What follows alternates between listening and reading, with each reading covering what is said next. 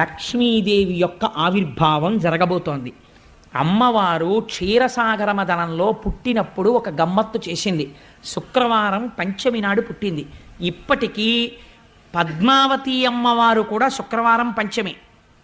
అందుకే అమ్మవారికి ఈ మాసాలలోనే ఫిబ్రవరి మార్చిల్లోనే పాల్గొన మాసంలో ఒక గమ్మత్తు చేస్తారు. పద్మావతి తిరుచానూరులో ఏమిటో తెలుసా అండి?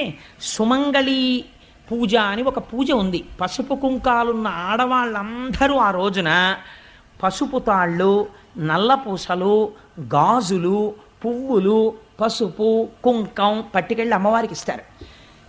5వ తనం ఉన్న ఆడవాళ్ళందరికీ దానికి ట్రస్ట్లు ఉన్నాయి. పెద్ద పెద్ద కళ్యాణ మంటపాల్లో భోజనం పెడతారు. వాళ్ళందరితో కలిసి లక్ష్మీదేవి వచ్చి కూర్చుని భోజనం చేస్తుంది. ఇప్పటికీ ప్రతి ఏడాది ఇప్పటికీ మనకి తిరుచానూరులో జరుగుతుంది.